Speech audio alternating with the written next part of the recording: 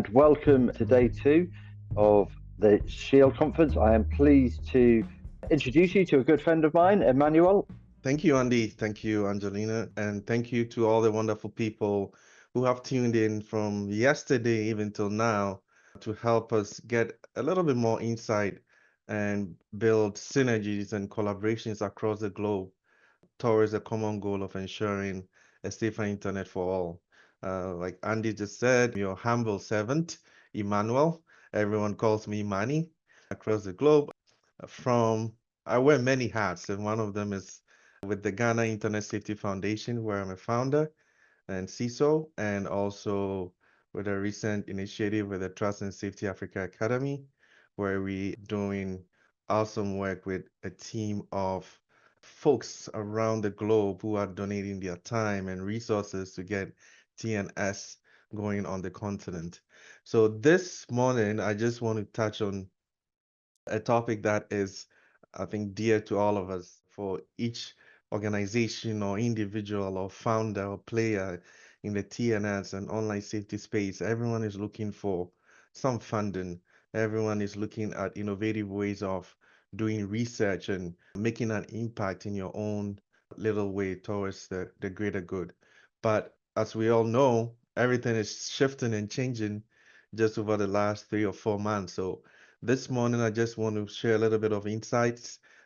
I'm learning as well. Happy to hear your feedback and hear your comments about the topic. And I mean, at the end of the day, we should all be good and learn off each other.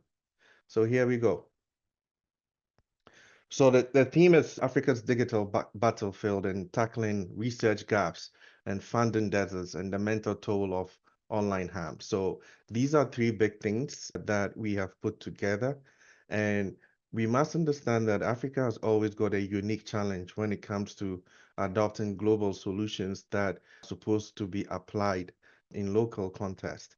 Africa has got close to 51, 53 countries. It's got a diverse, language distribution in terms of lingua is not just monolithic. We have a lot of multiple languages.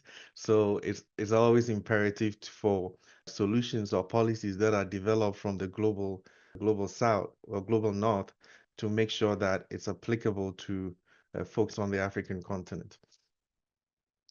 So when we talk about research funding and digital assets and online harms, we want to be focusing on currently research funding.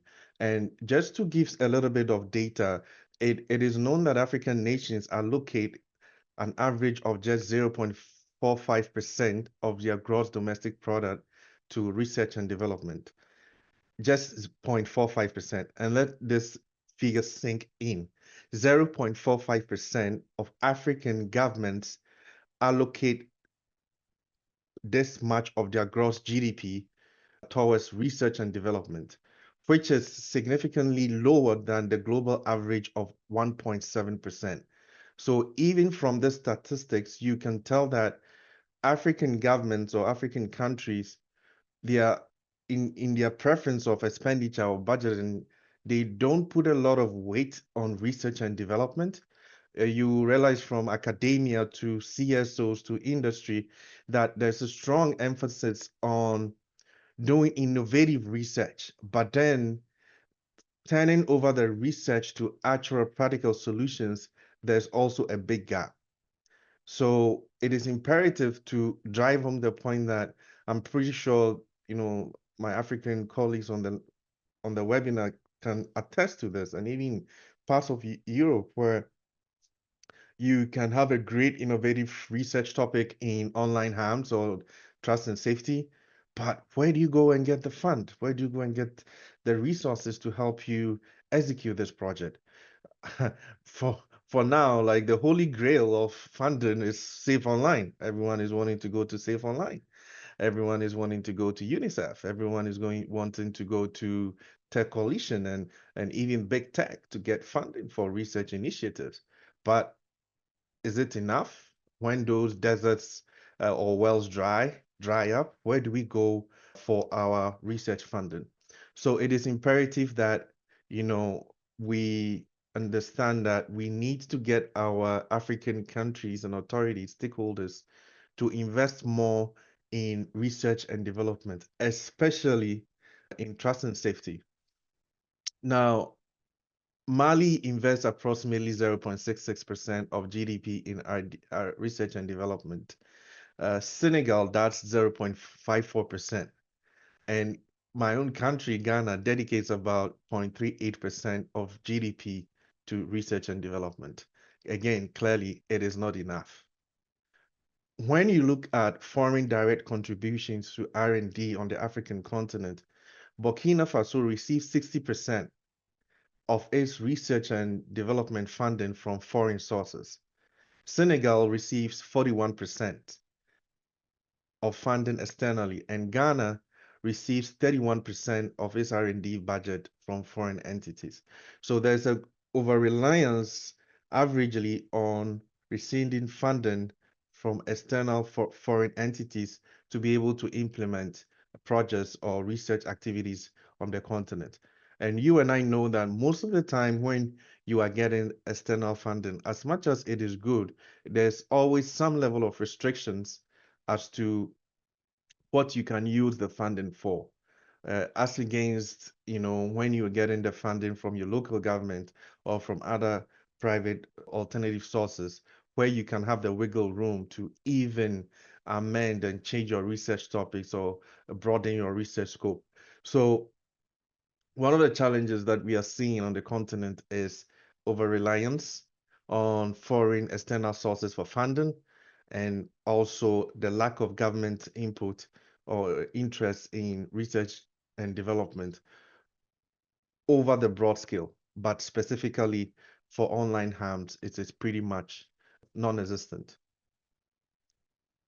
Digital assets and online harms, we know all this. Most African governments are still battling to understand the difference between cybersecurity, trust and safety, and understanding that how both of them relate to each other, and the fact that if they are committing funding or funds in whether in technical implementations or research, they have to allocate something for cybersecurity, and they have to allocate something substantial, funding substantial for trust and safety.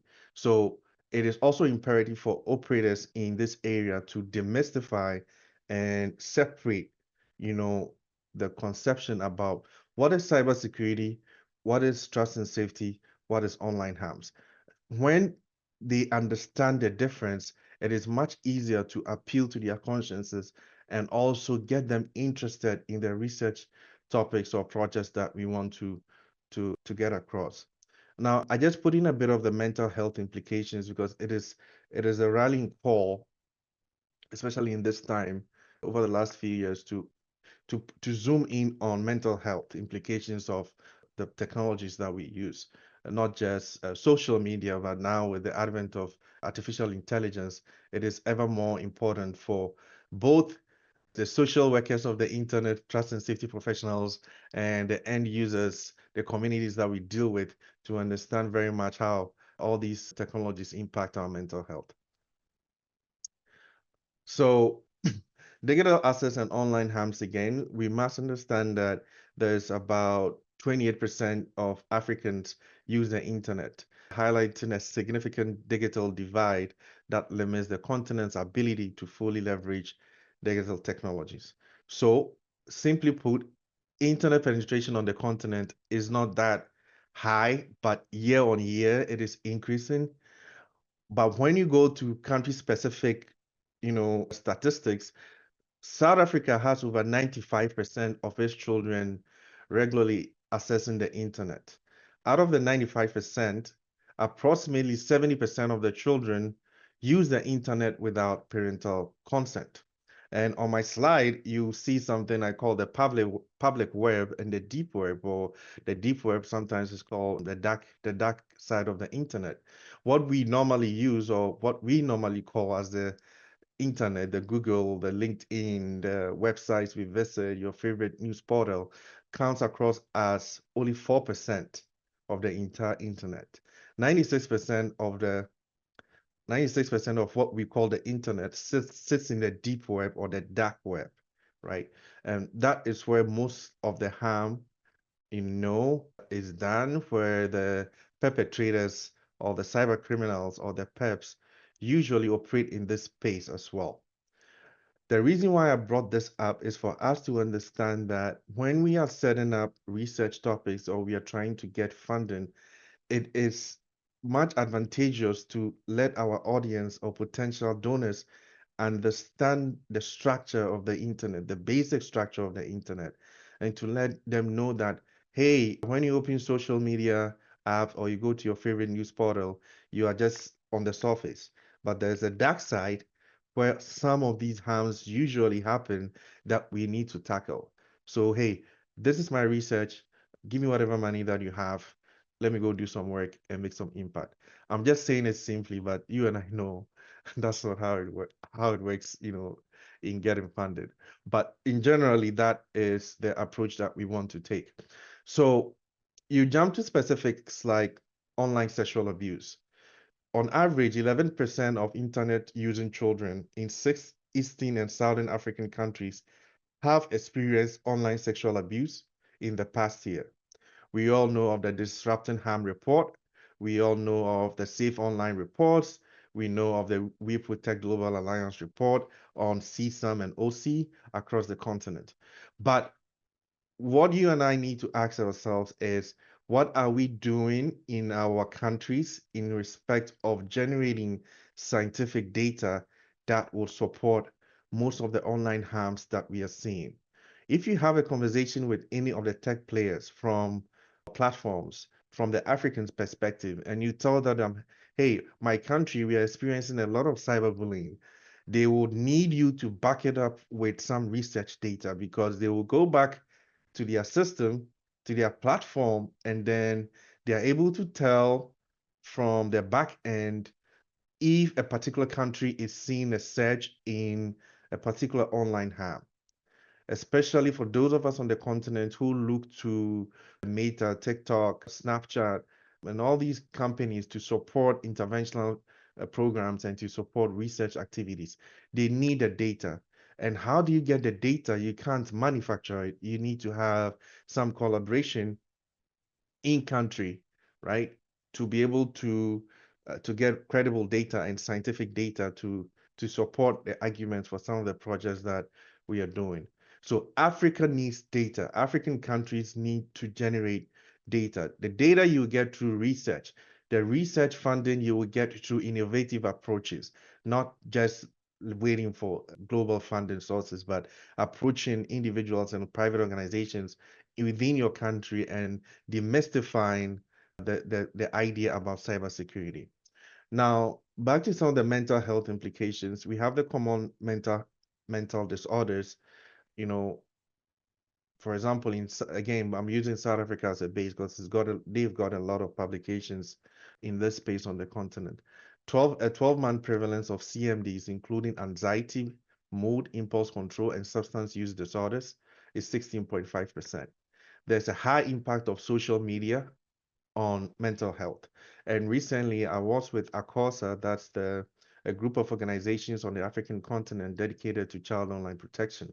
And one member from South Africa, Jelly Beans, they done a very wonderful research publication on the effect of pornography on young sexual offenders, how adult content or pornography has an effect on young children and their sexual behaviors, and how this has got a way of impacting their ability to offend and commit sexual abuse acts at an early stage. The data is very revealing. The findings shocking, not surprising. But I always wonder and ask myself, what is happening in other African countries? Are we experiencing underreporting? Are we experiencing no data? Is it like a cover of darkness when it comes to those issues? So let us be innovative and let us find strategic ways of, you know, getting to the truth and speaking to the right people in our countries to get the data. Now, most of the research initiatives that we would want to back on in the space of not enough funding or not getting enough support, we need to be very smart. We need to make sure that our research topics, they inspire confidence, they border or hinge on collaboration, and the research topics are also innovative. And I'm talking about this because even in some African countries, if you look at the DQ Institute's global index on cybersecurity and child online protection, you realize that most of the African countries are not doing very well. It's just a few, about 3 or 4, that are performing well on the global index. And I'll encourage all of us to Google it up, go on their website, and see how your country is performing. DQ Institute, and they rank countries in terms of cybersecurity, technical cybersecurity posturing, child online protection, and a whole bunch of parameters that they use to assess each country's performance, in terms of global ratings. So I encourage all of us to take a look at that. And you realize that most of the African countries struggle. Everyone wants to do something in their own corner to attract attention and to attract the funding.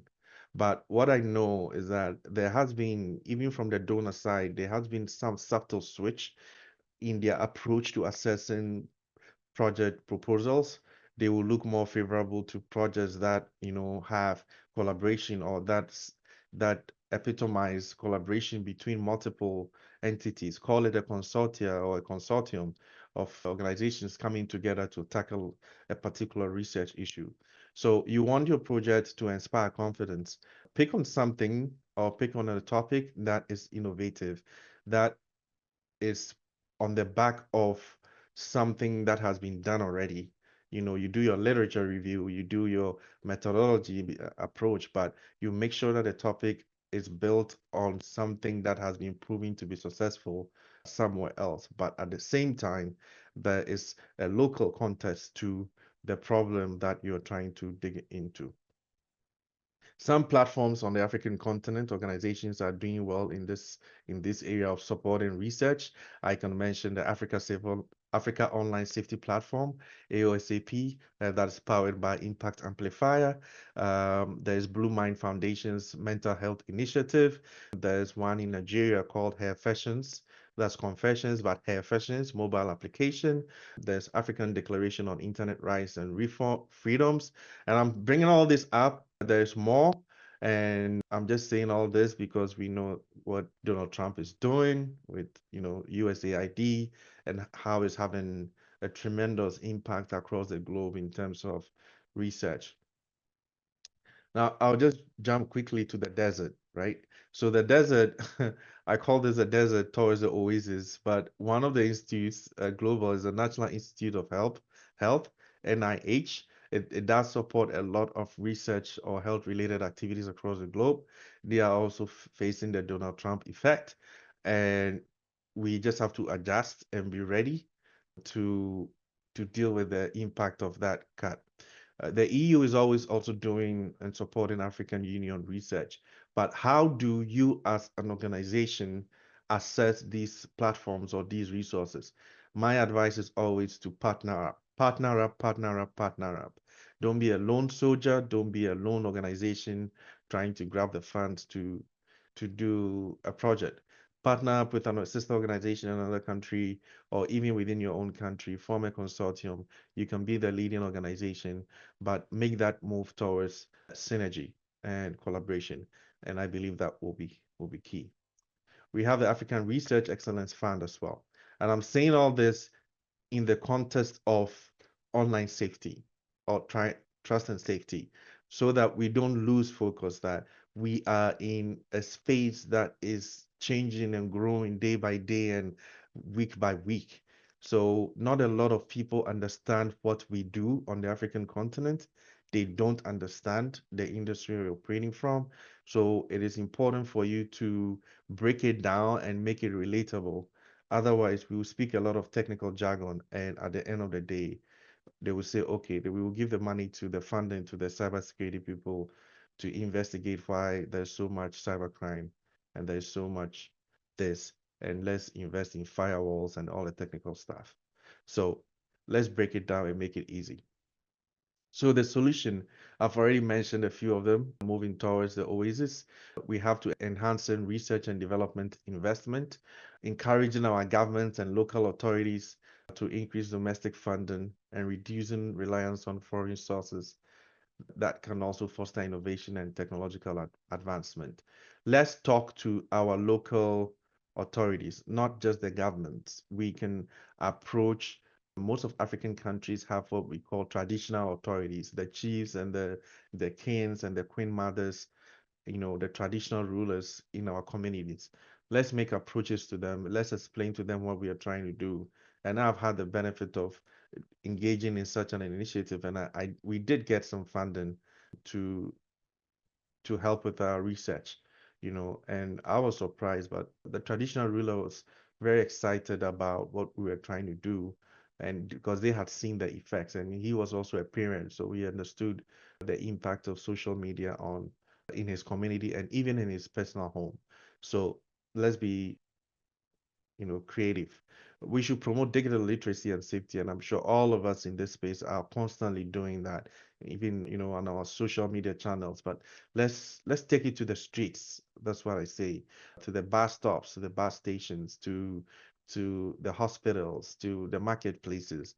Yes, it would take money, it would take resources, but instead of always, putting the problem first and making the problem into a mountain, look at leveraging partnerships and relationships and talking to individuals, getting their buy-in and seeing if they can support the initiative that you're trying to implement. Providing mental health support is as critical as I've mentioned earlier, uh, especially on the continent. We are seeing the effects, but a lot of people don't know what is happening, especially from the parent side. And it is on us for us to make sure that we bring it down to their level to understand how these platforms have an impact on the mental health of they themselves as adults and the children as well. I think at this point I'm going to pause it. I'm pretty much done with my presentation. I'm happy to take comments and questions. And if anyone has got thoughts, please feel free to share it. Thank you very much.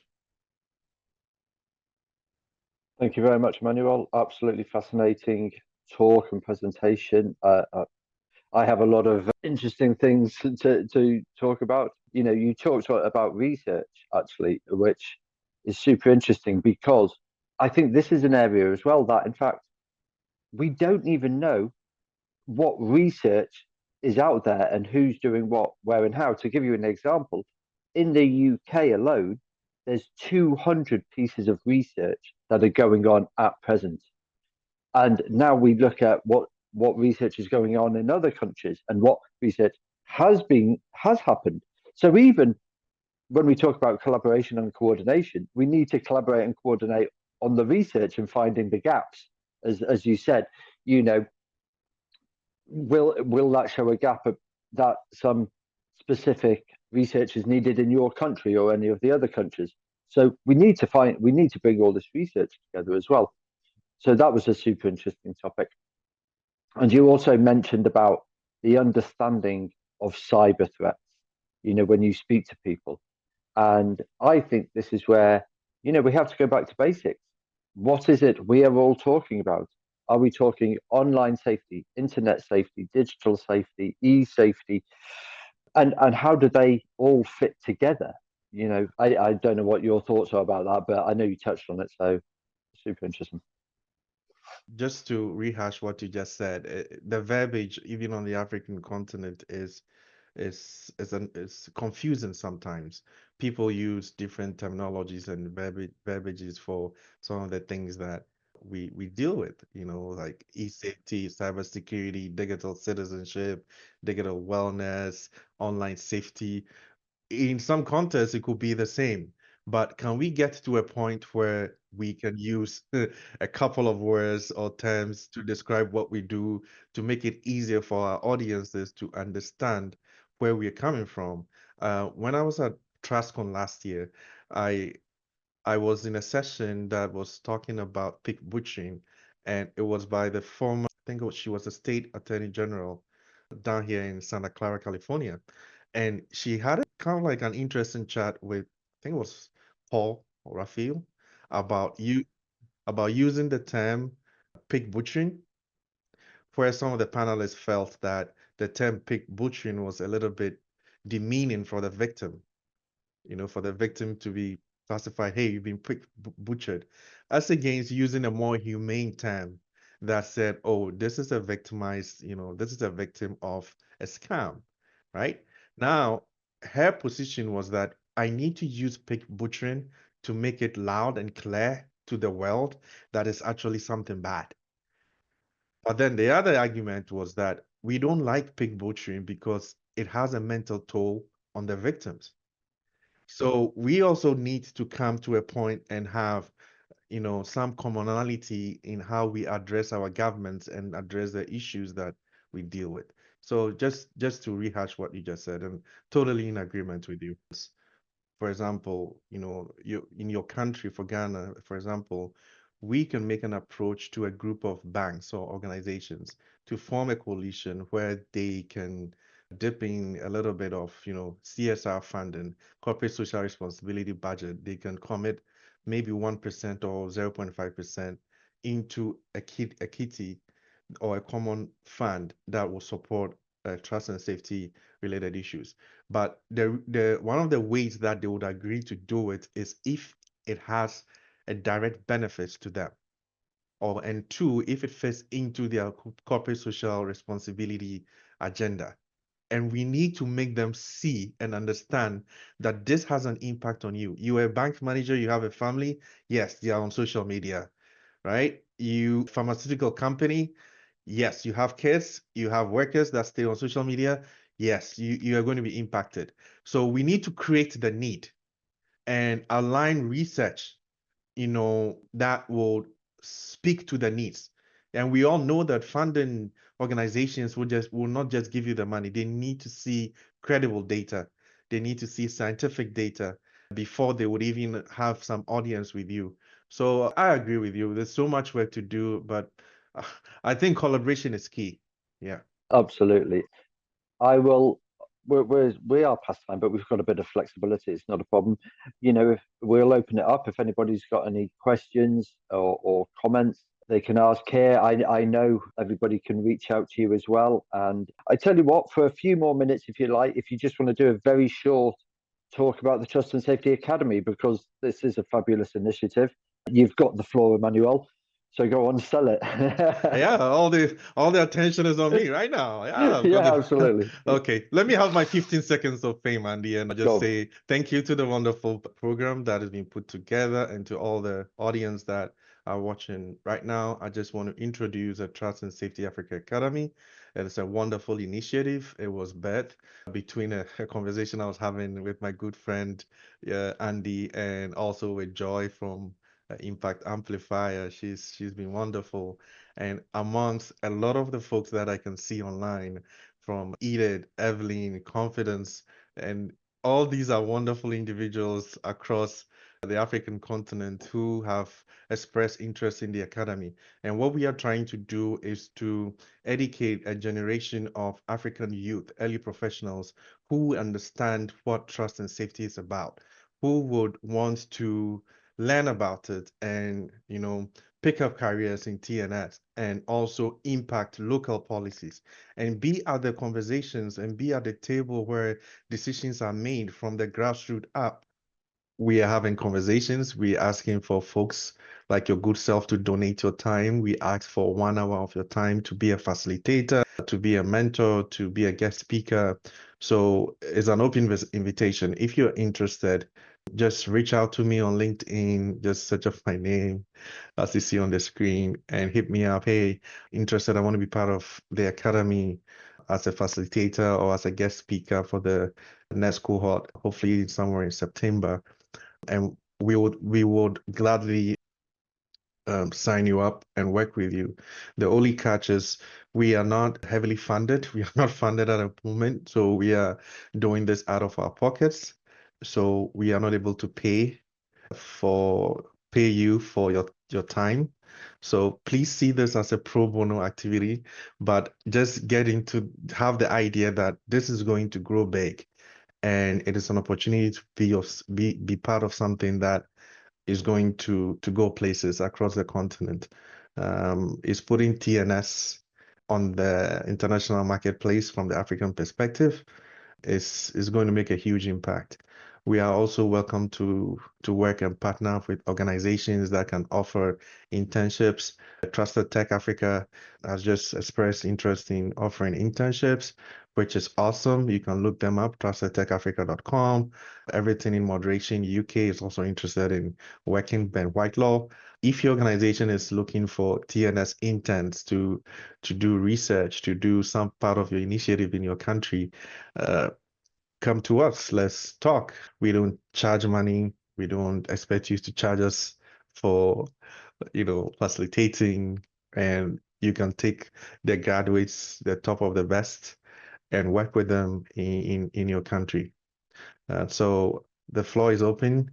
Please reach out if you're interested. Spread the message across the continent, and let's make an impact. And thank you to everyone on this session. I can see a lot of people that I know from LinkedIn: Confidence, Edith, Evelyn, Uzziah, Jane, Joy, Martha, and my friend that I'm yet to my good friend, Mashilo from South Africa. It's good to see you here, sir. And I'm very grateful. Okay, so just a bit of comments. Evelyn said, yes, research. There's, however, low funding avenues. Edith said R&D is grossly underfunded and most initiatives are either self-funded or foreign sourced, which is very true. Together, we go so much further for sure. Confidence said online safety and cybersecurity are intertwined, but they are different by definition, which is very true. Great initiative. Congrats. Well done. All good things. Pretty much, yes. Thank you for the Academy. It's a great initiative, and Kenya is represented there. And if Kenyans were not represented, I would actually come to Kenya and pull Kenya. But from the Academy, the numbers that we have, the demographics, we do have a lot more Nigerians in the Academy than any other country. So that's actually expected, and they are doing pretty well. And the Kenyans are doing pretty well as well. So happy to have more countries on board. South Africa, we have 3 people from South Africa, Mashilo, Honorable Mashilo. So please, let's get South African brethren to also participate. Hello. Yeah. So Andy said he got frozen and Yeah. he wasn't sure. And I saw you live streaming. So yeah, thank you so much. That's really interesting. I'm really looking forward to how we can all work together to help move these things forward. We'll definitely talk, definitely want to hear more about what you're doing, like we said before. So thank you so much for getting up at 1 o'clock in the morning and talking to us. Have a good day or night, whatever you call it. Thank you very much, and hopefully we would engage soon. Take care, Exactly. everyone. Yeah. Bye. Bye.